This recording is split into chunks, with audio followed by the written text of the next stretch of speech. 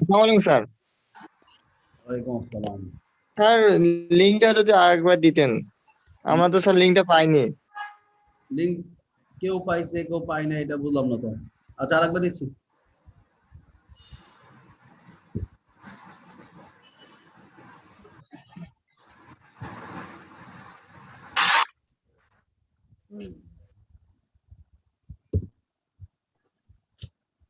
দেখো তো গেছে কিনা link.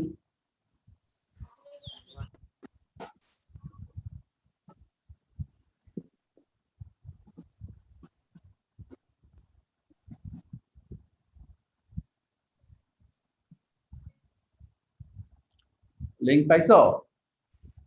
G sir.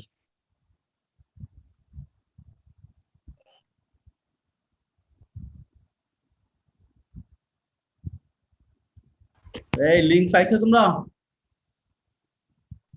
G sir. Thank you.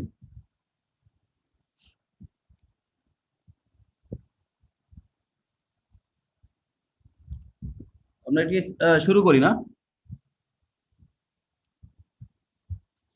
ও, তোমাদের মনে হয় ডিজিজ মোটামুটি অনেকগুলো ক্রপের ডিজিজ হয়ে গেছে।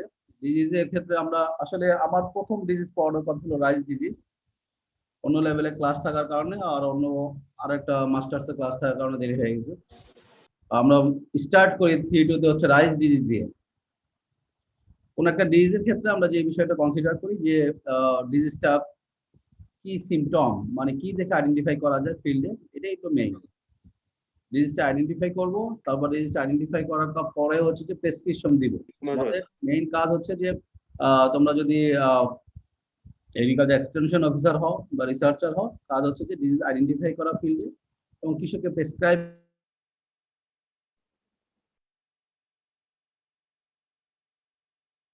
করা যায়। এবং ডিজিজ সিমটম আইডেন্টিফিকেশনের সাথে সাথে আমাদের জানতে হবে, যেহেতু কৃষককে আমাদেরকে প্রেসক্রিপশন দিতে হবে যে ডিজিজটা কোন অবস্থায় ভালো হয়, মানে হচ্ছে ডিজিজটার জন্য ফেভারেবল কন্ডিশন গুলো কি। আমরা যখন ম্যানেজমেন্ট প্র্যাকটিস করতে যাব তার আগে আমাদের জানতে হবে যে এই ডিজিজটা কোন কোন কন্ডিশন হতে পারে। অতএব ম্যানেজমেন্টে আমাদেরকে খেয়াল রাখতে হবে যে ওই বিষয়গুলো খেয়াল রেখে আমাদেরকে ম্যানেজমেন্ট প্র্যাকটিস গুলো সাজেস্ট করতে হবে।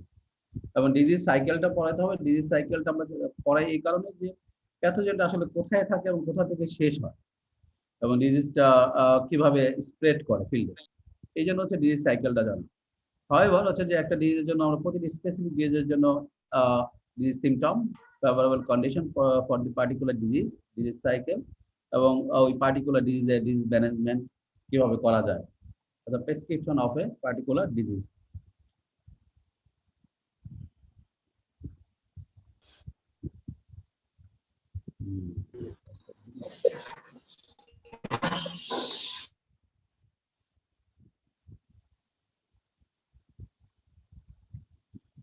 আমাদের রাইসের ক্ষেত্রে দেখা যায় যে রাইসের যে সকল পার্ট থাকে, আমি যদি রুট থেকে শুরু করি, রুট, স্টেম, লিফ, টিলার এবং পেনিকল, প্রতিটা পার্টই ডিজিজে আক্রান্ত হয়।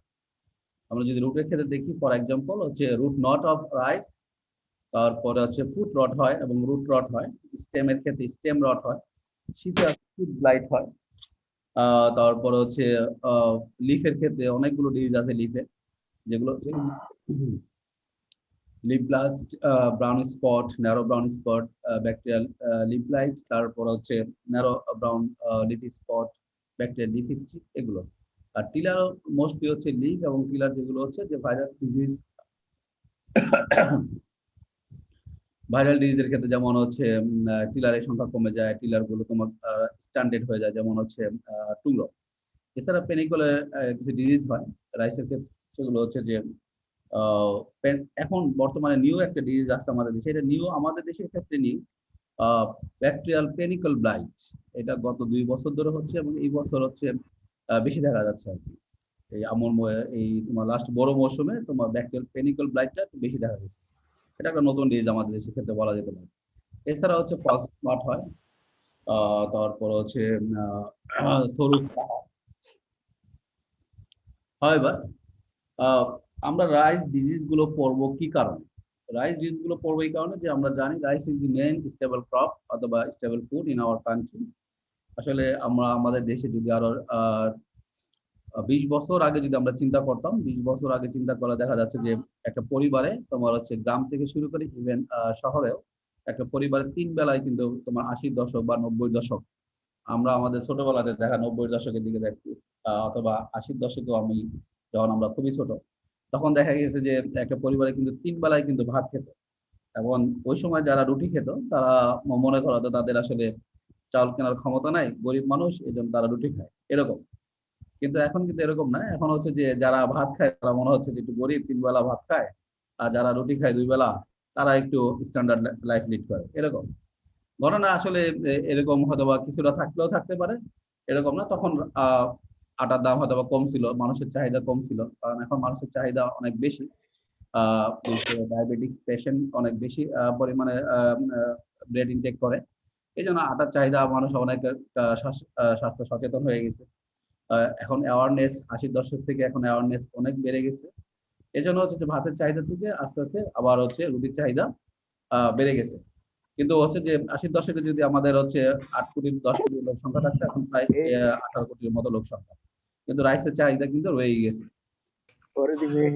এখন আমাদের দেশের ক্ষেত্রে যেটা আমরা যেটা চিন্তা করি যে আমাদের দেশের হচ্ছে যে মোস্ট অফ দি ভ্যারাইটি, আমরা যেটা আমাদের কিন্তু অনেক ভ্যারাইটি আছে রাইসে, কিছু ভ্যারাইটি আছে লোকাল ভ্যারাইটি আছে, যেমন দক্ষিণবঙ্গের কিছু ভ্যারাইটি আছে বরিশাল রিজিয়নে, ভ্যারাইটি গুলো দেখা যাচ্ছে ডিজিজ এবং পোকার আক্রমণ কম হয়।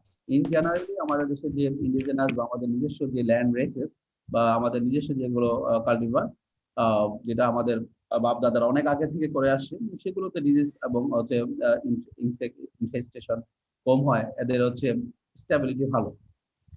আচ্ছা, এখন সমস্যা হচ্ছে যে এইগুলো হচ্ছে আসলে কম হয়, কিন্তু আমাদের যেহেতু গ্রোয়িং পপুলেশন, আমাদের হিউজ ডিমান্ড আছে রাইসের, আমাদের এই জন্য আমরা হচ্ছে হাই লিং ভ্যারাইটি ডেভেলপ করার জন্য অথবা আমরা বিভিন্ন পারপাসে নতুন করে ভ্যারাইটি ডেভেলপ, যেমন হচ্ছে ড্রাউট স্টেজ টলারেন্ট ভ্যারাইটি, তারপরে সল্ট টলারেন্ট ভ্যারাইটি, তারপরে স্ট্যাগন্যান্ট ওয়াটার টলারেন্ট ভ্যারাইটি, এই ভ্যারাইটিগুলো ডেভেলপ করার কারণে আমরা নতুন করে কিছু হাই লিং ভ্যারাইটি বা স্পেসিফিক পারপাসের উপর ভিত্তি করে কিছু ভ্যারাইটি ডেভেলপ করি।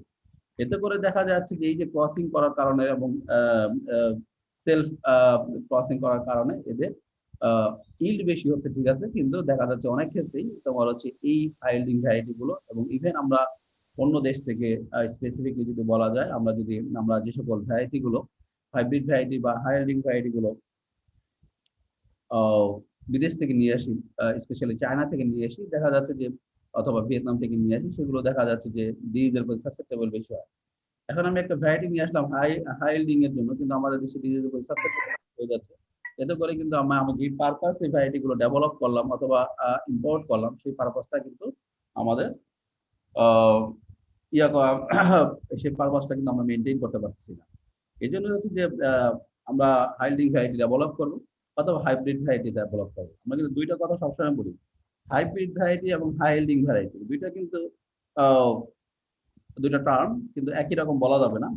হাইল্ডিংটা আমরা যখন কোনো একটা হাইব্রিড ডেভেলপ করবো, দুইটা ক্রসিং করে যখন একটা ডেভেলপ করবো যার পারপাসটা থাকবে ইল্ড হাই হবে, সেটা হচ্ছে হাইল্ডিং। কিন্তু আমরা যদি আবার একটা ভ্যারাইটি ডেভেলপ করি যেমন সল্ট টলারেন্ট বা ড্রাউট টলারেন্ট, সেটা একটা হাইব্রিড ভ্যারাইটি, হাইল্ডিং নাও হতে পারে, সেটা মডারেটলি ইল্ড দিবে, কিন্তু সল্ট কন্ডিশনে অথবা ড্রাউট কন্ডিশনে অথবা স্ট্যাগন্যান্ট ওয়াটার কন্ডিশনে সে হচ্ছে লাইফ লিড করতে পারবে, টিকে থাকতে পারবে, সেটা হচ্ছে হাইব্রিড ভ্যারাইটি। অর্থাৎ হাইব্রিড ভ্যারাইটি গুলো হচ্ছে হাইল্ডিং হতে পারে, salt tolerant, doubt tolerant, stagnant water stagnant water তোমার হচ্ছে জীবনকাল অতিবাহিত করতে। এই দুটো টার্ম হচ্ছে দুই রকম। আর যাই হোক, আমরা যেটা হচ্ছে আমাদের রাইস গ্রোয়িং কান্ট্রি গুলো যদি দেখি ওয়ার্ল্ডে, বা China, India, Indonesia, Bangladesh, Vietnam, Thailand, Myanmar, Philippines, যদিও আমরা বলি যে আমরা সম্পূর্ণ আমরা রাইস কাল্টিভেশন করি, কিন্তু এখন যদি তোমরা পেপার পত্রিকা বা খবর দেখো, দেখো হিউজ পরিমাণে রাইস আমরা ইম্পোর্ট করতেছি, তারপর আমাদের রাইসের ডিমান্ড হচ্ছে না। দুইটা কারণ হতে পারে, একটা হচ্ছে অথবা আমাদের যে বিজনেসম্যান বা মিল মালিক আছে তাদের কিছু কারসাজি থাকতে পারে, অথবা আমাদের স্কারসিটি আসলেই আছে।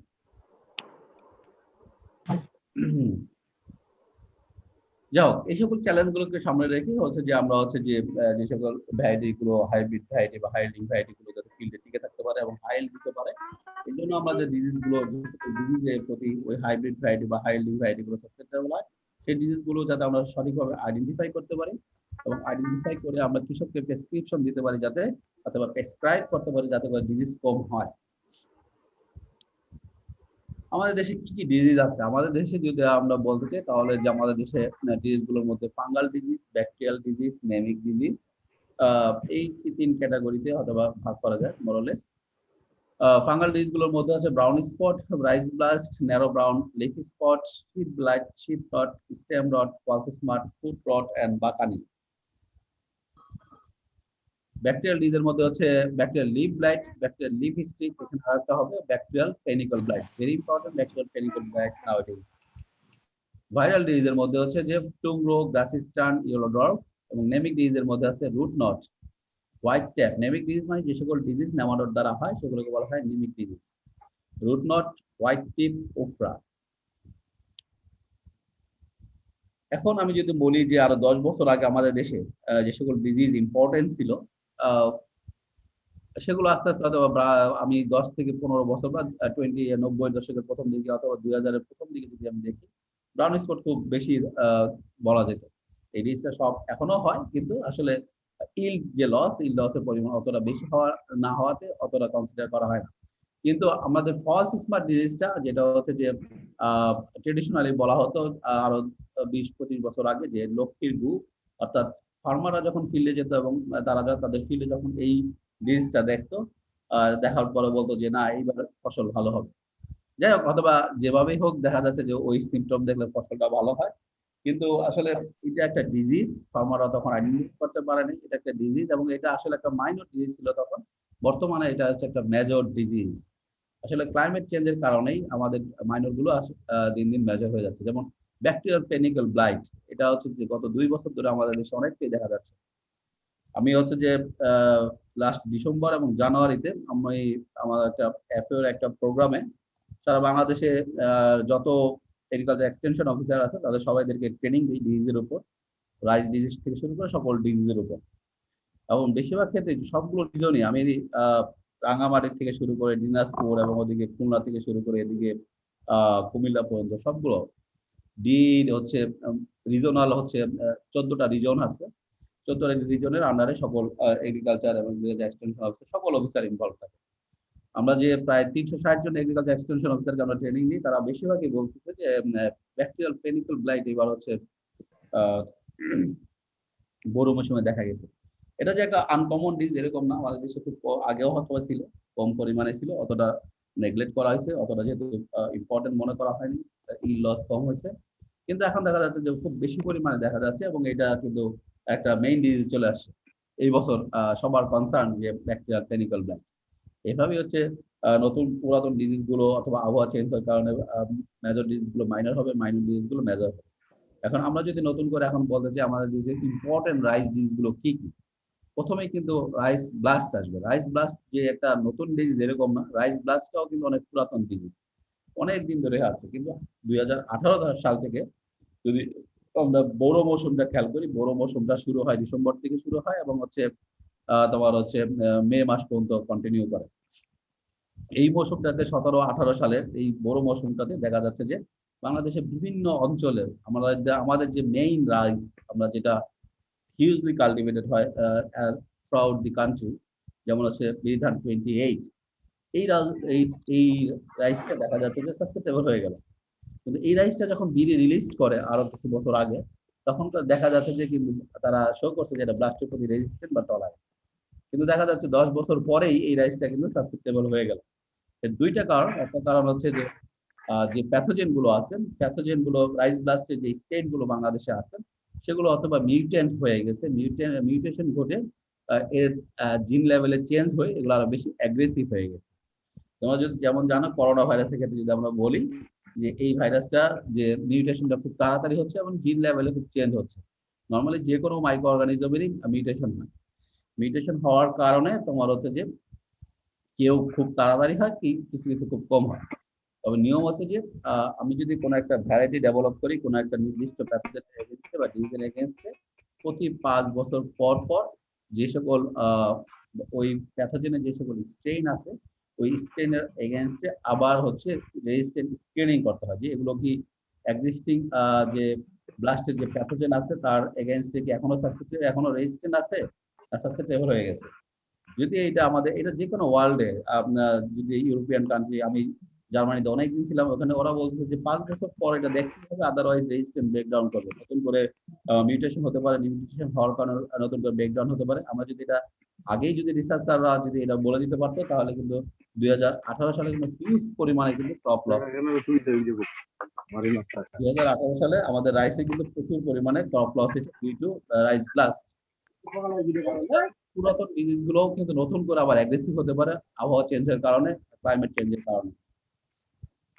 আর ভ্যারাইটি গুলো যেহেতু আমরা আরেকটা কারণ বলছিলাম যে একটা হচ্ছে যে মিউটেশন হওয়ার কারণে প্যাথোজেনে, আরেকটা হচ্ছে যে এই যে মনোকালচার প্রতি বছরই আমরা একই জমিতে আমন মৌসুমে বড় মৌসুমে BR28 কাল্টিভেট করতেছি, এতে করে দেখা যাচ্ছে যে গাছটাও ধীরে ধীরে সাসটেনেবল হয়ে যাচ্ছে মনোকালচারের কারণে।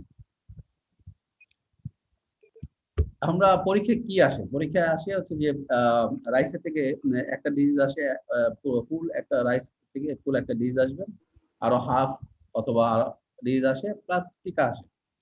এখন হচ্ছে যে আমরা যে জিনিসগুলো দেই পরীক্ষাতে একটা সিমটম লিখতে বলি, right down the symptom of the following diseases, অথবা আমরা বলি কোন একটা ডিজিজ দিয়ে বলি যে এই ডিজিজটার সিমটম, তারপর হচ্ছে ফেভারেবল কন্ডিশন, অথবা হচ্ছে যে সাথে হচ্ছে যে কন্ট্রোল মেজার, ডিজিজ সাইকেল দেওয়া হয়।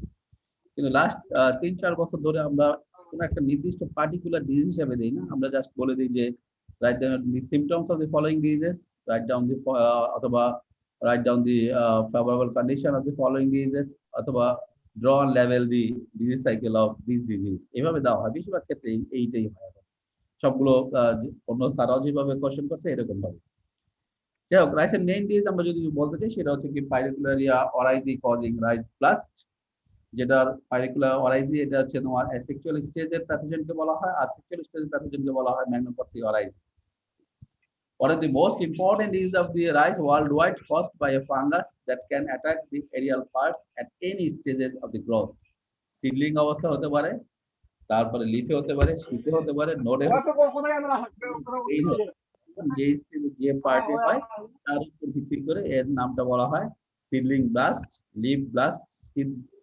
এবং ইভেন দেখা যাচ্ছে কিছু কিছু হাইব্রিড ভ্যারাইটি খুব সাসেপ্টেবল, তাদের লিফ শীতে হয়, ব্লাস্ট হয়। লিফের যে শীত নর্মালি লিফে হয় আমরা জানি, নোডে হয় এবং পেনিকেলে হয়, কিন্তু লিফ শীতে হয়, এগুলো হচ্ছে খুব সাসেপ্টেবল ভ্যারাইটি।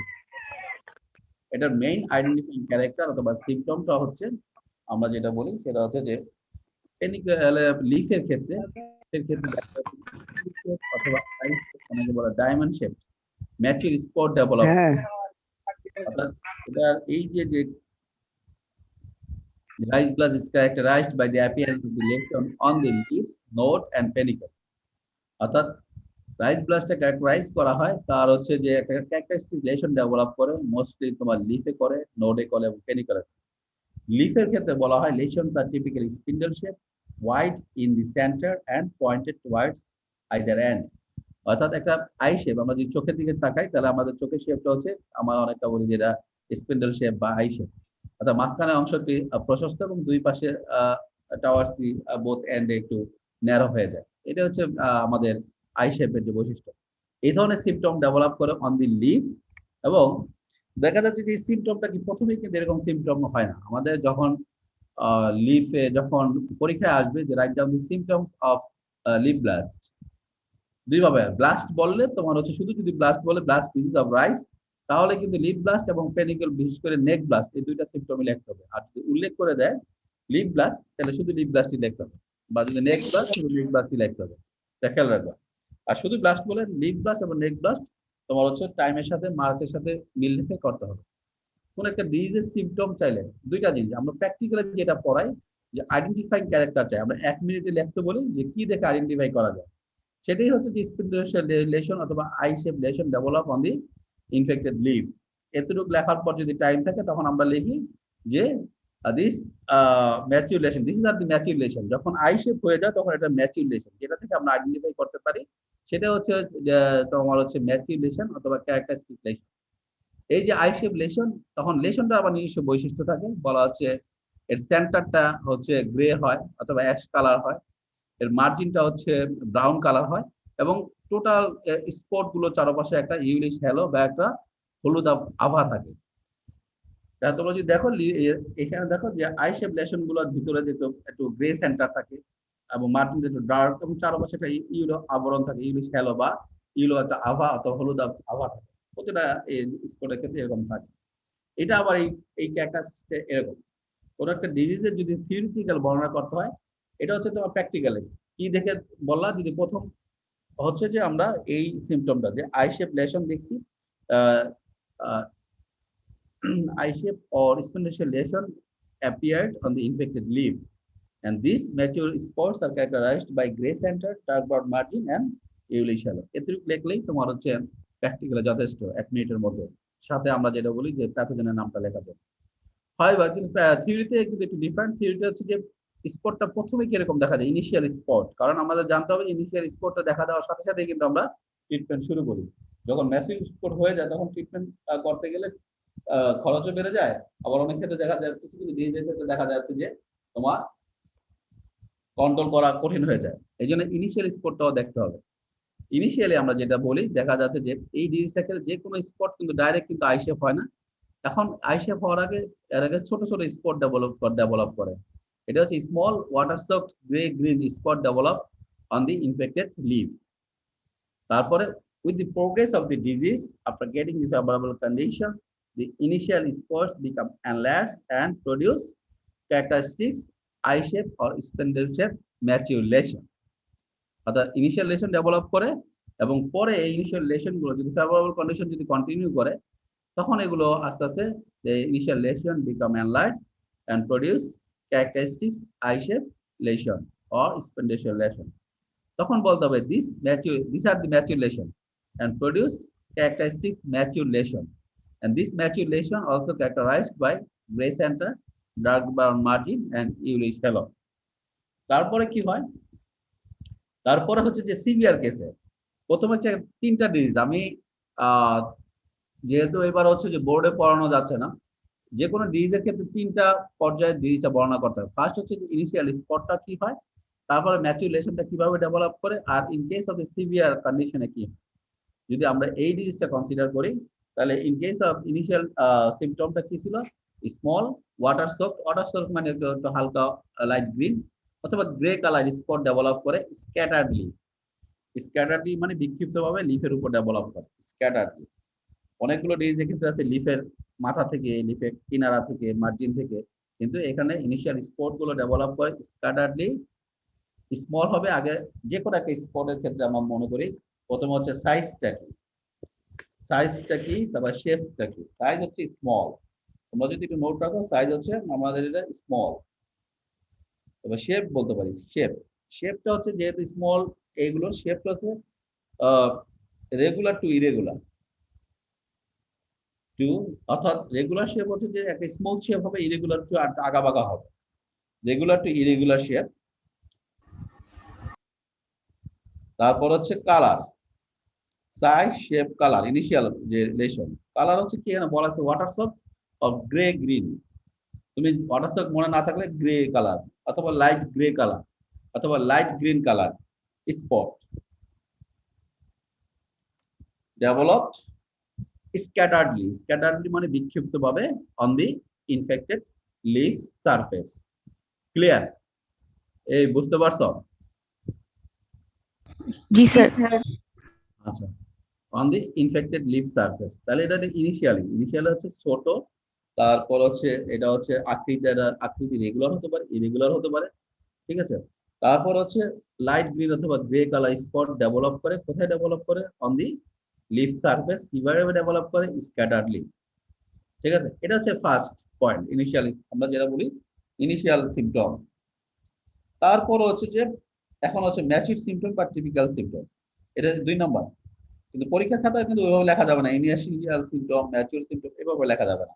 মনে রাখার জন্য আমি বলতেছি আর কি। ম্যাচিউর সিম্পটম হচ্ছে যে যদি এই ইনিশিয়াল সিম্পটম গুলো তোমার ফিল্ডে দেখা যায়, ফিল্ডে আছে, তখন হচ্ছে যে এইগুলো আস্তে আস্তে বড় হবে কখন, যখন তোমার প্রতিটা প্যাথোজেন বা ডিজিজের একটা নির্দিষ্ট ফেভারেবল কন্ডিশন থাকে। তোমরা যাদের মোবাইল বা ডিভাইসে আনমিউট করা আছে, একটু মিউট করে দাও, তাহলে একটু ইজি হবে। হাউএভার যেটা হচ্ছে যে ইনিশিয়াল স্পোর্ট গুলো হচ্ছে যে যদি ফেভারেবল কন্ডিশন গুলো কন্টিনিউ করে, তাহলে ফেভারেবল কন্ডিশন কন্টিনিউ করলে সেগুলো আস্তে আস্তে আরো বৃদ্ধি পাবে। এই জন্য বলছে with the progress of the disease after getting the favorable condition, the initial spores become enlarged and produce large mature characteristics spot. Clear? এই ডিজিজের ক্ষেত্রে এটা বলতে হবে যে with the progress of the disease, the initial spot become enlarged and produce large spindle shape mature spot. এবং এইখানে যেহেতু আমরা জানি এই স্পটটার আবার কিছু বৈশিষ্ট্য আছে, this mature spots also characterized by gray or ash color center, brown margin, dark brown margin and surrounded with yellow halo. এটা হচ্ছে ম্যাচিউর স্পট বা সেকেন্ড স্টেজের ডিজিজের বর্ণনা। থার্ড স্টেজ আমরা যেটা করি সেটা হচ্ছে যে in case of severe infection, the neighboring mature spots coalesce together to produce a large blighted area. অর্থাৎ সিভিয়ার যদি তোমার কন্ডিশন হয়, ডিজিজটা যদি বাড়তেই থাকে, তাহলে দেখো এখানে নাইবারিং ম্যাচিউর, তোমরা কি কার্সারটা কি দেখতে পাচ্ছ? জি স্যার, দেখা যায়। আচ্ছা, নাইবারিং ম্যাচিউর স্পট গুলো কোয়ালেস হয়ে একটা লার্জ ব্লাইটেড এরিয়া ডেভেলপ করতেছে। ক্লিয়ার? অর্থাৎ এইভাবে আস্তে আস্তে সম্পূর্ণ লিফের মোস্ট অফ দি পার্ট হচ্ছে ব্লাইটেড হয়ে যায়, গ্রিন কালার গুলো কনভার্ট করে হচ্ছে ব্রাউন কালারে আস্তে আস্তে ড্রাই হয়ে যায়, এবং এটা হচ্ছে ম্যাচিউর স্পট। এখন হচ্ছে লিফে হচ্ছে তোমার সমস্যা হচ্ছে, তাহলে ডিজিজটা কিভাবে তোমার ইল্ডের উপর প্রভাব ফেলে বলো?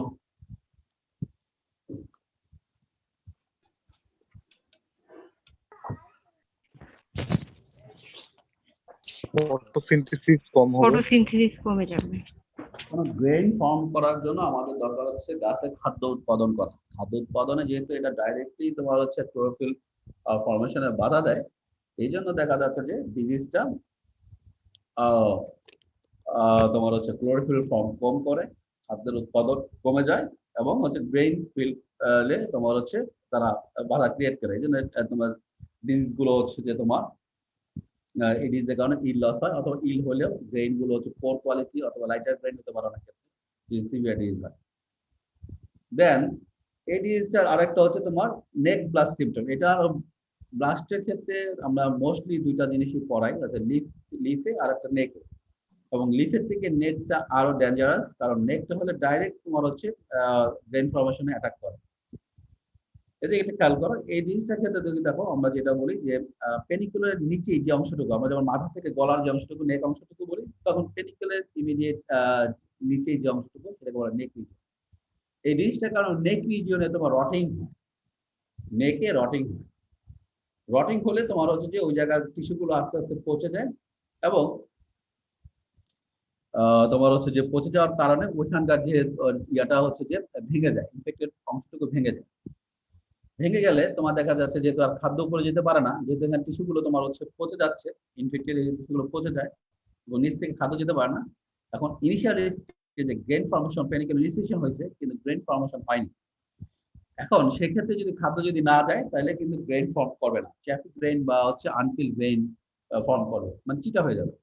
আর যদি অর্ধেক অলরেডি গ্রেন ফর্মেশন শুরু হয়ে গেছে, তখন যদি এটা তোমার নেক ব্লাস্ট হয়ে যদি ভেঙে যায়, টিস্যু এই নেকের যে টিস্যুগুলো ক্ষতিগ্রস্ত হয়, এখানকার জাইলেম এবং ফ্লোয়েম টিস্যুগুলো যদি তোমার এফেক্টেড হয়, তাহলে তোমার ওয়াটার এবং হচ্ছে যে তোমার নিউট্রিয়েন্ট ম্যাটেরিয়ালস গুলো যে কন্ডাক্টিভিটিতে তোমার হচ্ছে হ্যাম্পার হবে অথবা কনস্ট্রেইন ডেভেলপ করবে, অর্থাৎ ওয়াটার এবং নিউট্রিয়েন্ট তোমার উপরের দিকে তোমার যাবে না।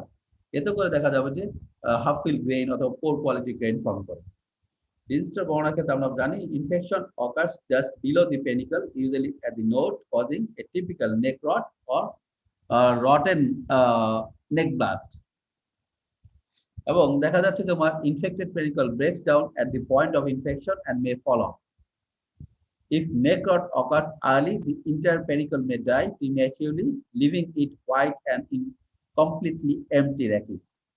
যদি ইনিশিয়াল স্টেজে হয়, আমি যেটা বললাম, অথবা প্রিম্যাচিউর স্টেজে যখন হচ্ছে গ্রেন ফর্মেশন শুরু হয় না কিন্তু পেনিকুলার ইনিশিয়েশন হয়েছে, সেক্ষেত্রে হইলে তোমার হচ্ছে এমটি র‍্যাকিস থাকে, অর্থাৎ কোনো ধরনের গ্রেন ফর্ম করে না। Later infection may cause complete grain filling and poor milling quality. যদি ডিজিজটা আসে তখন এই ডিজিজটার ক্ষেত্রে বলতে হবে, আমরা নরমালি যদি বলি তাহলে হচ্ছে যে black clotted area develop at the neck region of the infected pedicle. After that, in case of the severe infection, the pedicle broken at the point of infection. তারপর তোমরা যদি চাও একটু severe case, in case of severe infection তোমার হচ্ছে অথবা if the infection occurs early, the entire pedicle may die and produce chaffy grain or incompletely empty pedicle develop. R letter স্টেজে তোমার যদি ইনফেকশন হয় তাহলে গ্রেন ফিলিং এর সমস্যা হয়, ইনকমপ্লিট গ্রেন ফিলিং হয় অথবা পোর কোয়ালিটি গ্রেন ফর্ম করে। ক্লিয়ার? এই বুঝতে পারছো? পরীক্ষা আসলে ড্রয়িং করে দিতে হবে, ড্রয়িং করে একটা পেনিকলের পাশে তোমার, আমরা নরমালি দুইটা ছবি দিই, একটা পেনিকল ড্রয়িং করে তোমার ইনফেক্টেড হয়ে গেছে, ব্ল্যাক কটন এরিয়া ডেভেলপ করেছে, আরেকটা পাশে একটু দিই তোমার হচ্ছে যে তোমার ইনফেক্টেড পেনিকলটা ব্রেকডাউন করছে এট দি পয়েন্ট অফ ইনফেকশন, যেখানে ইনফেকশন হয়েছে। বিভিন্ন ধরনের নেক ব্লাস্ট হচ্ছে তোমার ব্লাস্ট সিমটম, লিপ ব্লাস্ট, তারপর হচ্ছে নোড ব্লাস্ট, নোডে হচ্ছে, তারপর শীতে হচ্ছে শীত ব্লাস্ট, এই যে তোমার স্পিন্ডুলেশন, নেক ব্লাস্ট নেক রিজিয়নে এবং ব্রেইনের মধ্যে ব্লাস্ট হচ্ছে। ফেভারেবল কন্ডিশন কি? ফেভারেবল কন্ডিশন হচ্ছে high soil nitrogen. The intensity of the effect of nitrogen on the disease varies with the soil and climatic condition and also with the method of nitrogen application. The effect is greater when quick-acting nitrogenous fertilizer like urea or ammonium sulfate is applied in excess and all at a time.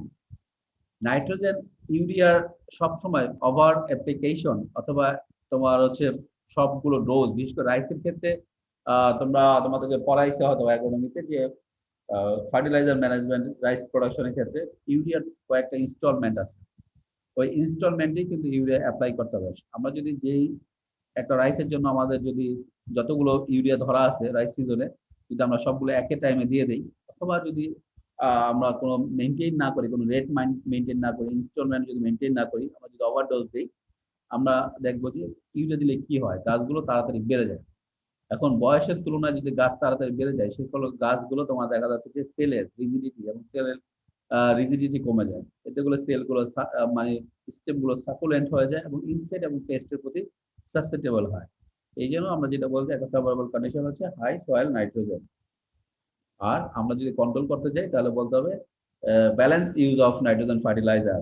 আমরা এটা পরে বলতেছি কিভাবে করা যায়। এছাড়া high humidity, আমাদের যখন দেখা যাচ্ছে যে তোমার হচ্ছে ওই বড় মৌসুমে, ইভেন এটা আমন মৌসুমে হয়, আমন মৌসুমে আমাদের যে সকল আমাদের দেশে যত সুগন্ধি রাইস আছে, অ্যারোমেটিক রাইস, সবগুলোই কিন্তু সাসেপ্টেবল কিন্তু রাইস ব্লাস্টের প্রতি। দেখা যাচ্ছে সেগুলোও কিন্তু তোমার হচ্ছে এই ডিজিজ আক্রান্ত হয়। হাই হিউমিডিটি, যখন হিউমিডিটি তোমার 90% বা তার বেশি হয় তখন ডিজিজটা বেশি হয়। আবার long dew period, infection is more assured with dew period more than 10 hours হলে, তোমার হচ্ছে রাতে বেলা যদি তোমার শিশির পরে 10 মোরালেস 10 আওয়ার্স, তখনও একটা তোমার লিফের উপর তোমার একটু ভিজা ভিজা থাকবে, তোমার হচ্ছে প্যাথোজেন গুলো জার্মিনেট করবে easily. Light rainfall or drizzle is favourable to blast infection. হালকা রেইনফল হচ্ছে একটু মৃদু মন্দ বাতাস বইতেছে, এতে করে তোমার হচ্ছে প্যাথোজেনের জার্মিনেশন মাল্টিপ্লিকেশন হচ্ছে, সাথে সাথে তোমার এই যে তোমার একটু বাতাস, হালকা বাতাসে প্যাথোজেন গুলো স্প্রেড করতেছে। Amount of solar radiation and overcast sky are also important for blast infection. Solar radiation যদি দৈনিক যে আমাদের সোলার রেডিয়েশন যদি হালকা মেঘাচ্ছন্ন হয়, আবার স্কাইটা ক্লাউডি স্কাই হয়, সেটাও একটা তোমার হচ্ছে ফেভারেবল কন্ডিশন, সাথে যদি হাই হিউমিডিটি থাকে। এছাড়া হচ্ছে তুমি close planting, low silica contained in the soil increase the disease severity. যে কোনো ডিজিজের ক্ষেত্রে আমরা যে কোনো ক্রপের ক্ষেত্রে কিন্তু তোমরা অ্যাগ্রোনমি বা হর্টিকালচার ক্রপগুলোর ক্ষেত্রে কিন্তু বলা হয় যে স্পেসিং, প্রপার স্পেসিং একটা মেইনটেইন, স্পেসিং গুলো কিন্তু করা হয়েছে তোমার বিভিন্ন ট্রায়ালের মাধ্যমে, যাতে করে তোমার হচ্ছে ক্লোজ প্লান্টিং হলে কি হবে, ক্লোজ প্লান্টিং হলে তোমার গাছের ঘনত্ব বেড়ে যাবে, এতে করে তোমার হচ্ছে ভিতরে টেম্পারেচার এবং হিউমিডিটি বেড়ে যাবে, এবং এতে করে তোমার বাইরের আলো ভিতরে প্রবেশ করবে না, এবং এতে করে তোমার হচ্ছে ডিজিজ এবং ইনফেস্টেশনের প্রতি সাসেপ্টেবল হয়ে যাবে গাছগুলো। এই জন্য বলা হচ্ছে ক্লোজ প্লান্টিং একটা problem. Silica contained in the soil, silica যদি কম হয়, সিলিকার কাজ থাকে, সিলিকা কিন্তু মেইন কাজ হচ্ছে যে গাছের রিজিডিটি, সেলের স্ট্রেংথ বৃদ্ধি করা। যদি সিলিকা কন্টেন্ট কম হয় সয়েলে, সেক্ষেত্রে এই ডিজিজটা হয়। এই জন্য বলা হচ্ছে blast causes more damage to upland soil than low land rice because more silica accumulation in low and lowland soil. এবং আপল্যান্ড সয়েলে আমরা যদি বড় মৌসুম মোস্টলি আমরা আপল্যান্ড সয়েল গুলো ইউজ করি, ইভেন লোল্যান্ড সয়েল অলসো। তোমার হচ্ছে এই লোল্যান্ড সয়েল গুলোতে তোমার হচ্ছে সিলিকা বেশি থাকে, এতে তোমার ডিজিজ কম হয়। কিন্তু আপল্যান্ড সয়েলে তোমার সিলিকা কম থাকে, ডিজিজ কম হয়। এই জন্য এই ডিজিজটার ক্ষেত্রে আমরা silica containing fungicide silica containing তোমার হচ্ছে ফার্টিলাইজার ইউজ করার জন্য সাজেস্ট করি, যদি সয়েলের সিলিকার পরিমাণ কম থাকে। ডিজিজ সাইকেল আমরা যে অনেক বেশিরভাগ ক্ষেত্রে আমরা বলি এটা ড্র অ্যান্ড লেবেল করার ক্ষেত্রে কোনো ক্ষেত্রে ডেসক্রিপশন করার কথা বলা হয়। যদি বোঝা থাকো বুঝলে আর ডেসক্রিপশনটা আলাদা পড়ার দরকার হয় না, বুঝে বুঝে লেখা যায়। ডিজিজ সাইকেল পড়ার ক্ষেত্রে আমরা প্রথমে যেটা জানতে হবে যে একটা ডিজিজ কোথা থেকে স্টার্ট হয়, ডিজিজটা শুরু হয় কোথা থেকে আসলো। এখন তোমার যদি আমার করোনা ভাইরাসের কথা চিন্তা করো, ডিজিজটা প্রথমে বলে এখন আমাদের দেশে হঠাৎ করে তোমার করোনা পজিটিভ, তখন ডাক্তার বলবো যে আপনি কোথায় কোথায় গেছিলেন। তুমি নিজেও চিন্তা করবো যে আমি আসলে কোথায় গেছিলাম, কোথা থেকে আসলো জিনিসটা, সোর্সটা কি, প্রাইমারি সোর্স অফ ইনোকুলেশন অথবা ইনোকুলাম, কোথায় এটা থাকতে পারে, কোথা থেকে এটা আসতে পারে। এটাই হচ্ছে প্রতিটা এটা শুধু মানুষের ক্ষেত্রেই না, তোমার হচ্ছে অ্যানিমেলস এর ক্ষেত্রে অথবা তোমার প্লান্টের ক্ষেত্রে একই, হিউম্যান বিং এর ক্ষেত্রে একই। এই জিনিসটার ক্ষেত্রে এটা একটা সিড বর্ন, সিডের সাথে থাকতে পারে। আমি যদি হাইব্রিড সিড গুলো বাইরে থেকে আমদানি করি আমাদের দেশে, তাহলে ওই সিডের সাথে যদি প্যাথোজেনটা থাকে, তাহলে এই সিড গুলো যখন নেক্সট সিজনে সয়িং করি, তাহলে সিড থেকেই আমার প্যাথোজেনটা আমার গ্রোয়িং প্লান্টে চলে যাবে। হাউএভার এখন আমরা যদি মনে করি যে সিডের সাথে নাই, তাহলে ফিল্ডে কিভাবে আসে? গত সিজনে একটা ফিল্ডে আমাদের ব্লাস্টটা ছিল, কারণ ব্লাস্ট একটা ইন জেনারেল ডিজিজ আমাদের দেশে, এবং আমি হারভেস্ট করার সময় ইনফেক্টেড সিড অথবা ইনফেক্টেড লিফ অথবা ইনফেক্টেড তোমার হচ্ছে শীত অথবা নোট রয়ে গেছে, আমি ল্যান্ড প্রিপারেশন করার সময় ক্লিন কাল্টিভেশন করিনি, তখন দেখা যাবে যে অক্সিজেনের যে প্লান্ট ডেব্রিসের মধ্যে ছিল। এছাড়া তোমার আমার যে গ্রামিনিসিয়াস উইড, আমার যে ফিল্ডে অনেক গ্রামিনিসিয়াস উইড থাকে, সামাটা আরো থাকে, এগুলো হচ্ছে এরা হচ্ছে অল্টারনেট হোস্ট। এই জন্য আমরা অনেক সময় বলি যে ক্লিন কালচার কথাটা কিন্তু এই জন্যই বলি, ক্লিন কাল্টিভেশন অথবা ক্লিন কালচার, যাতে ফাইনাল ল্যান্ড প্রিপারেশনের সময় সকল ডেব্রিস ক্লিন করে আগাছা পরিষ্কার করে সয়িং করতে হবে। এইগুলো করার কারণে এগুলো হচ্ছে সোর্স অফ দি প্যাথোজেন অথবা প্যাথোজেনের যে ইনোকুলাম বা প্যাথোজেন যেখানে থাকতে পারে সেগুলো সোর্স। আচ্ছা, তাহলে কি হবে, যদি ইনফেক্টেড সিড দেই তাহলে ইনফেক্টেড সিড দিয়ে চলে আসলো, যদি ইনফেক্টেড সিড না দেই তাহলে উইড থেকে চলে আসতে পারে, না হলে ডেব্রিস থেকে চলে আসতে পারে। আসলে কি হবে, গ্রোয়িং যে প্লান্ট আছে সেই গ্রোয়িং প্লান্টে তোমার দেখো 2 নম্বরে যে লিফের উপর তোমার পেনিকেলে লিফে তোমার spindle shape matching spore develop করতেছে, 3 নম্বরে আরো স্পোর গুলো তোমার হচ্ছে বড় হচ্ছে। অর্থাৎ এই যে তোমার হচ্ছে উইডের সাথে যে স্পোর ছিল, মানে এগুলো তো মাইসিলিয়া থাকে, মাইসিলিয়া গুলো তোমার হচ্ছে যখন ফেভারেবল কন্ডিশন পায়, হিউমিডিটি পায়, তারপর যে ওয়াটার পায়, তখন এগুলো মাইসিলিয়া গুলো তোমার থেকে জার্মিনেট করে কলিডিওস্পোর ডেভেলপ করে, কলিডিওস্পোর থেকে কনিডিয়া হয়। এবং কনিডিয়াটাই হচ্ছে ইনফেকশিয়াস এজেন্ট এই প্যাথোজেনের ক্ষেত্রে। যাদের কনিডিয়া হয় তারাই কিন্তু কনিডিয়ার মাধ্যমে ইনফেকশন হয়। এখন এই কনিডিয়া যখন আবার এই নতুন করে সিডটা তোমার হচ্ছে জার্মিনেট করবে, ইনফেক্টেড সিড থেকে যে প্লান্ট আসবে সেই প্লান্টের দেখা যাবে প্লান্ট সিস্টেমের মধ্যে তোমার প্যাথোজেনটা চলে আসছে, এবং প্লান্টের লিফে আমরা এই জিনিসটাকে টিপিক্যাল সিমটম বলি, লিফের মধ্যে স্পেন্ডল শিপ লেশন দেখা যায়। হাইবার তারপর হচ্ছে যে তারপরে আমি যদি দেখাই, তোমরা আমরা থার্ড ইয়ারে করি কি এরকম লিফ বিশেষ করে আমাদের ব্রাউন স্পটের লিফ দিই, লিফ ট্যাপিং করে দেখা যাচ্ছে যে আমি যদি প্যাথোজেনটাকে আমরা স্লাইডের উপর নিয়ে আসে এবং মাইক্রোস্কোপে তার নাম এই ধরনের লিফের যে আমার সেলের থাকে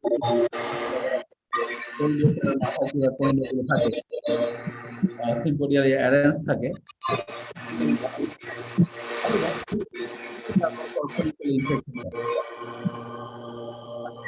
অন্য কোনো সোর্স থেকে নাইবারিং প্রাইমারি হোস্ট যেমন উইড থেকেও ডাইরেক্ট পেনিকুলার ইনফেকশন হতে পারে। আমরা কি হয় তোমার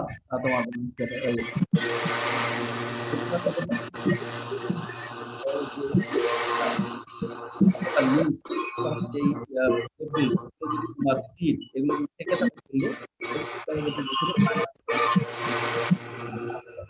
ডিজিজের সোর্স হিসাবে। ক্লিয়ার?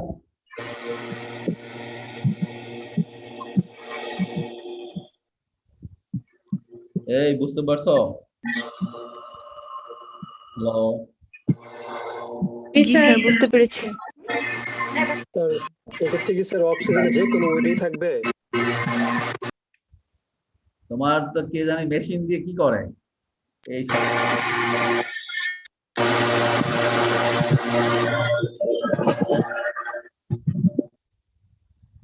আচ্ছা, কোশ্চেন থাকলে বলো একটু, কারণ আমরা এই ডিজিজটা ডিটেলস পড়াইছি, অন্যগুলো কিন্তু এটা বুঝলে অন্য ডিজিজ গুলো আর এত ইজি খালি জাস্ট কোশ্চেন আছে, না থাকলে গুড। কন্ট্রোলে চলে যাই। আমরা নরমালি হচ্ছে যে কোশ্চেন দুই ভাবে করি, একটা কন্ট্রোল মিজার লিখতে বলি, অথবা অনেক সময় ম্যানেজমেন্ট প্র্যাকটিস বলতে বলি, অথবা প্রেসক্রিপশন বলতে বলি। প্রেসক্রিপশনের ক্ষেত্রে যেটা আমরা আগেই বলি, প্রেসক্রিপশনের ক্ষেত্রে প্রথমেই আমরা ডাক্তার, তুমি যদি ডাক্তারের কাছে যাও গেলে কি হবে, তুমি যখন তোমার সিমটম গুলো বলবে তখন ডাক্তার চোখ দেখবে, নাক দেখবে, কান দেখবে, গলা দেখবে, দেখার পরে সে প্রথমে একটা কেমিক্যাল সাজেস্ট করবে, যেটা খেলে তোমার ইনস্ট্যান্ট তোমার ডিজিজটা একটু তুমি ডিজিজটাতে একটু রিলিফ পাবা। এখন তখন তারপরে সে বলবে যে আপনি এই কাজগুলো করবেন না, এটা করবেন না, ওইটা করবেন না, কিছু সাজেশন দিবে। মানুষের ক্ষেত্রে যেরকম হয়, অ্যানিমালস এর ক্ষেত্রে ওরকম, প্লান্টের ক্ষেত্রে কিন্তু একই প্রেসক্রিপশন। যখন ব্রাউন স্পট হবে, ব্লাস্ট হবে, তখন গেলে এগ্রিকালচার অফিসার তুমি যদি হও, সেক্ষেত্রে তোমাকে বলতে হবে যে এই ডিজিজটা যদি লিফে দেখা যায়, ইনিশিয়ালি লিফে যদি দেখা যায়, তাহলে লিফে ইনিশিয়াল স্পট দেখা দেওয়ার সাথে সাথে যেটা করতে হবে যে তোমার হচ্ছে যে আমরা যেটা বলি ট্রুপার অথবা ন্যাটিভো। ট্রুপার হচ্ছে তোমার হচ্ছে ট্রাইসাইক্লোজল গ্রুপের ফাঙ্গিসাইড, আর ন্যাটিভ হচ্ছে টেবুকোনাজল প্লাস অ্যাজস্ট্রোবিন গ্রুপের ফাঙ্গিসাইড। এই দুটো ফাঙ্গিসাইড সবচেয়ে ভালো কাজ করে এই ব্লাস্টের ক্ষেত্রে। বিডি সাজেস্ট করে ট্রুপার দেওয়ার জন্য। যাই হোক, ইনিশিয়াল স্পট দেওয়ার সাথে সাথে এই ফাঙ্গিসাইড গুলো 0.2% আকারে তোমার 10 ডেজ ইন্টারভ্যালে দুইবার দিলেই এই ডিজিজটা কমানো যাবে। এটা হচ্ছে প্রেসক্রিপশন। তারপর লিখতে হবে suggestion for the next, advice for the next year. Use of healthy seed, যেহেতু এটা সিড বর্ন, সিডের সাথে প্যাটার্ন থাকতে পারে, ইউজ অফ হেলদি সিড দিতে হবে, প্রপার স্পেসিং মেইনটেইন করতে হবে, ব্যালেন্স ফার্টিলাইজার ইউজ করতে হবে। দ্যাট মিন্স এই কালচার প্র্যাকটিস গুলোই মোস্টলি সাজেশন। এটাই হলো সাজেশন। নেক্সট ইয়ার তুমি কি কি করতে হবে যাতে করে এই ডিজিজটা না হয়। ডাক্তার তোমার যেমন করোনা যাতে না হয়, আমাদের কিন্তু বলছে যে প্রতিরোধের থেকে অ্যাভয়েড করাই আর কি, এসকেপ করাটাই কিন্তু মেইন। এই জন্য এসকেপ করার জন্য আমাকে অ্যাডভাইস দিবে, তোমাকেও অ্যাডভাইস দিতে হবে কৃষকদের। অ্যাডভাইস গুলো মোস্টলি হচ্ছে তোমার কালচারাল প্র্যাকটিসেস। বলতে হবে seed should be collected from disease free fields. আমাদের দেশে সিড ক্রপ কালটিভেশন করা হয়, তোমাদেরকে অ্যাগ্রোনমিতে পড়াইছে কিনা জানি। সিডের জন্য যে সকল ক্রপ কালটিভেশন করা হয় তাদের কিন্তু মেইনটেইন করা হয় খুব ভালোভাবে। যেমন একজন মা যদি তোমার হচ্ছে গর্ভবতী হয়, সেক্ষেত্রে তাকে কিন্তু খুব বেশি যত্ন নেওয়া হয়। নর্মাল একজন মহিলা থেকে একজন গর্ভবতী মহিলার তোমার যত্ন বেশি নিতে হয়, কারণ হচ্ছে তার বাচ্চাটা যাতে সুস্থ থাকে। ঠিক একইভাবে সিডের জন্য যে সকল ক্রপ কালটিভেশন করা হয় তাদেরকে কিন্তু খুব ভালোভাবে মেনটেন করতে হয়, যাতে করে কোনো ইনসেক্ট এবং পেস্ট যাতে না থাকে। ইনসেক্ট বা ডিজিজ যদি ইনফেক্টেড হয়ে যায় অলরেডি, তাহলে কিন্তু সেই সিডগুলো, সেই ফিল্ডের সিড থেকে আমরা সেই ফিল্ড থেকে যে সিড কালেক্ট করি, সেটা কিন্তু তোমার সিড পারপাস ইউজ করা যাবে না, কারণ তার মধ্যে অলরেডি ইনফেকশন আছে এবং এর থেকে যে গাছ হবে তারা ইনফেক্টেড হবে। এই জন্য বলা হয়েছে যে seed should be collected from disease free field which were produced by maintaining proper care. আমাদের দেশে এটার মূল দায়িত্ব এখন রাইসের ক্ষেত্রে বলা যায় তোমার হচ্ছে বিএডিসি। এখন বিএডিসি কতটুকু করতে পারে তার উপর ডিপেন্ড করে ফিল্ডে ইনফেকশন হবে কি হবে না। ঠিক একইভাবে হচ্ছে যে আমাদের কিছু বেসরকারি প্রাইভেট কোম্পানিগুলো আছে, দায়িত্ব এইভাবে নেয়। এছাড়া হচ্ছে যে আমরা যেগুলো ইম্পোর্ট করি, আমাদের দেশে যে পয়েন্ট এন্ড স্টেশন গুলো আছে তোমার এয়ারপোর্টে বলো, অথবা তোমার হচ্ছে সি পোর্টে বলো, অথবা তোমার হচ্ছে আমাদের স্থল বন্দরে বলো, এগুলোতে তাদের কিন্তু তোমার বিদেশ থেকে যে কোনো ধরনের প্লান্টিক ম্যাটেরিয়াল নিয়ে আসলে সিড পারপাসে সেগুলো কিন্তু অবশ্যই কোয়ারেন্টাইন করে আনতে হবে, যাতে করে নতুন কোনো প্যাথোজেন বা এক্সিস্টিং যে সকল প্যাথোজেন আছে ওই প্যাথোজেন যুক্ত যাতে কোনো ম্যাটেরিয়ালস, প্লান্টিং ম্যাটেরিয়াল বাংলাদেশে প্রবেশ করতে না পারে। যাই হোক, যেভাবেই হোক আমাদের দেশে এগুলো ঢুকে যায়। এই জন্য বলছো যে প্রথম ক্রাইটেরিয়া হচ্ছে যে হেলদি সিড ইউজ করতে হবে। আমরা জানি নাইট্রোজেন একটা প্রবলেম, এবং হচ্ছে যে নাইট্রোজেন বেশি দিলে এটা সমস্যা হবে, এই জন্য ব্যালেন্স ফার্টিলাইজার ইউজ করতে হবে। এক্ষেত্রে বলা হয়েছে যে তোমার হচ্ছে less nitrogen and high dose of potassium should be দা। হাই ডোজ পটাশিয়ামের যে ডোজ আছে তাতে একটু বেশি দিতে হবে, কারণ পটাশিয়াম, সিলিকা, জিঙ্ক এগুলো হচ্ছে প্লান্টে হচ্ছে ইন্টারনাল স্ট্রেংথ, ইমিউনিটি বৃদ্ধি করে। Crop residue should be burned since the pathogen overwinters or survive in the crop residues in absence of the host. Crop residues গুলো হচ্ছে যে আমি যেটা বললাম যে হোস্ট যদি নাও থাকে, গত বছরের যে তোমার ইনফেক্টেড ক্রপ রেসিডিউ গুলো সেগুলো কিন্তু প্যাথোজেনের হোস্ট হিসেবে থাকতে পারে। এই জন্য ফিল্ম কাল্টিভেশন করতে হয়, ক্রপ রেসিডিউ গুলো বার্ন করে ফেলতে হয় যাতে প্যাথোজেন গুলো মারা যায়। Land should be kept moist by flood irrigation, এবং ড্রাই না রেখে যদি একটু ময়েস্ট ফ্লাড ইরিগেশন দিয়ে ময়েস্ট রাখা যায় তাহলে ডিজিজের তোমার হচ্ছে যে যদি হিউমিডিটি একটু কমানো যায়, টেম্পারেচার একটু কমানো যায়, তাহলে ডিজিজটা একটু কম হয়। Top dressing of urea should be stop at the time of infection. যখন ইনফেকশন দেখা যাবে তখন আর লাস্টে যে আমাদের ইউরিয়ার যে লাস্ট ইনস্টলমেন্ট একটা আছে যে টপ ড্রেসিং, তখন যাতে ওই টপ ড্রেসিংটা একটু বন্ধ করে দেবে। তখন যদি ইউরিয়া দেওয়া হয় তাহলে ডিজিজটা আরো বেড়ে যাবে।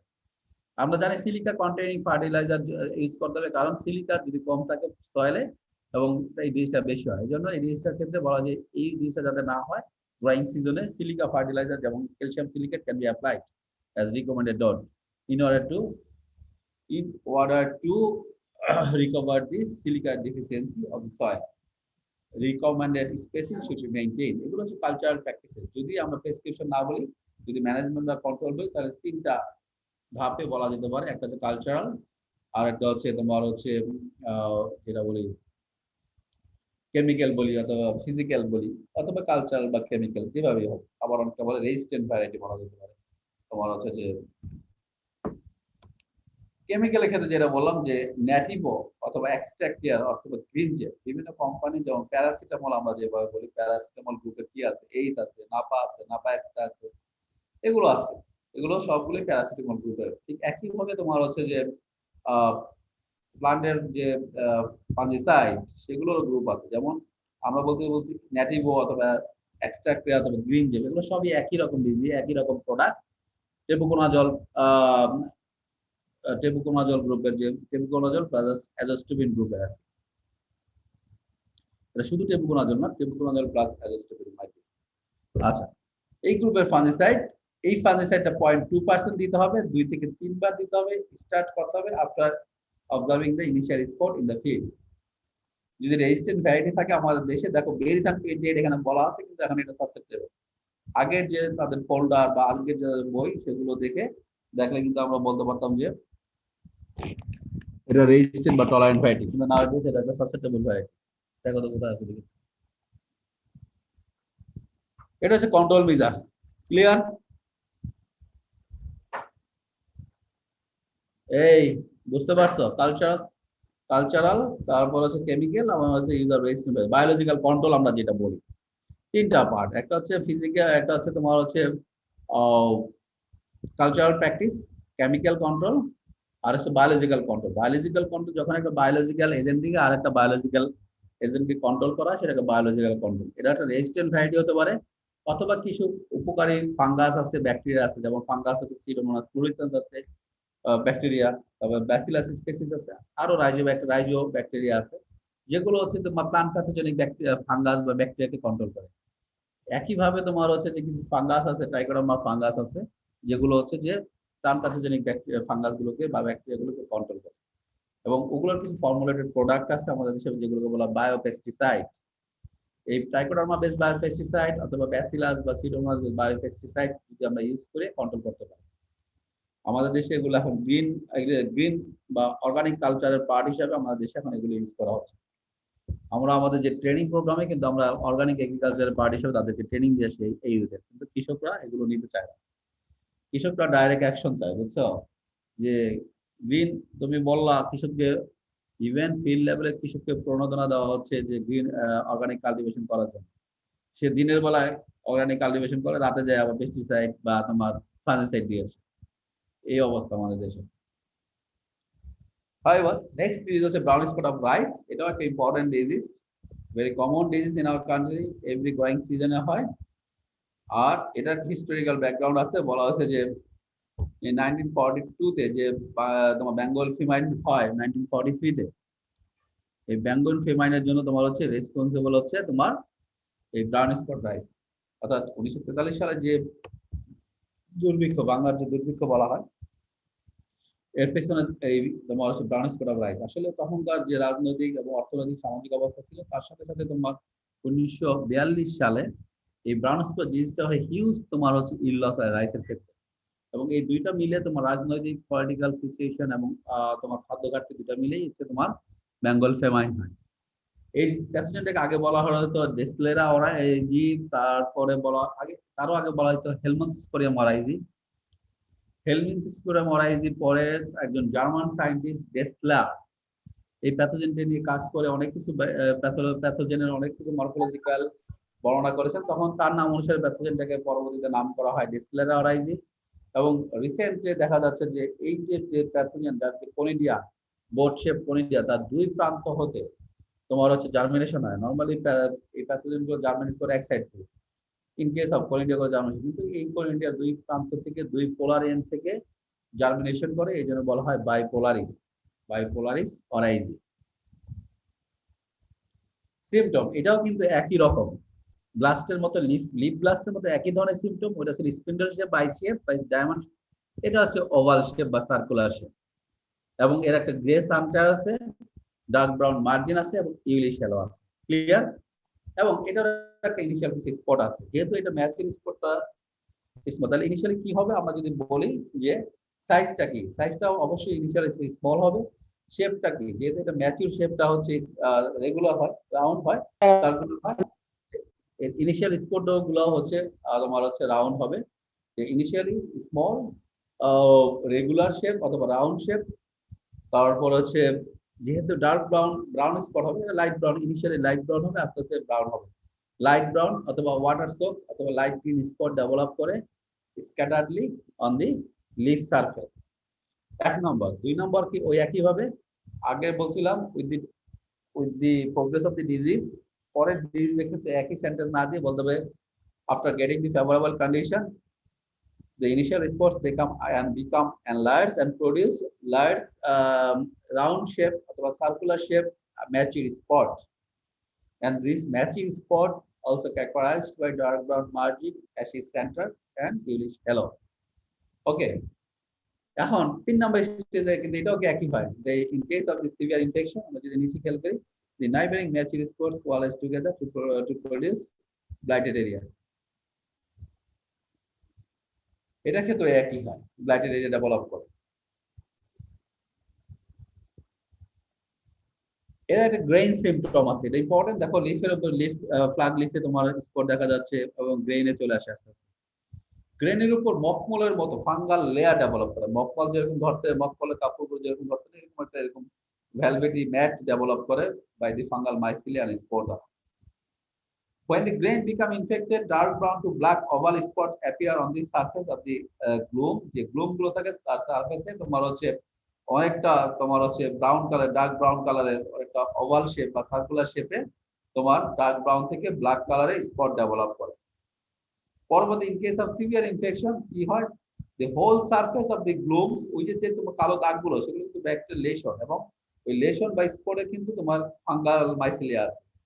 পরবর্তীতে সম্পূর্ণ তোমার হচ্ছে যে গ্লুমটা অথবা ধানের আবরণটাই তোমার হচ্ছে কিন্তু ফাঙ্গাল মাইসিলিয়া দিয়ে কভার হয়ে যায়। এজন্য বলা হয়েছে যে in case of severe cases the whole surface of the glooms may be coated or covered with dark brown mycelium and spores form a black velvety mat. এটা কিন্তু আমরা প্র্যাকটিক্যালি দেখাবো, সম্পূর্ণটাই ব্ল্যাক ভেলভেটি ম্যাট দ্বারা একটা cover হয়ে যায়। এজন্য দেখা যায় যে ব্ল্যাক ভেলভেটি ম্যাট ও ফাঙ্গাল স্ট্রাকচার, এই দুইটা কথাই লিখতে হবে।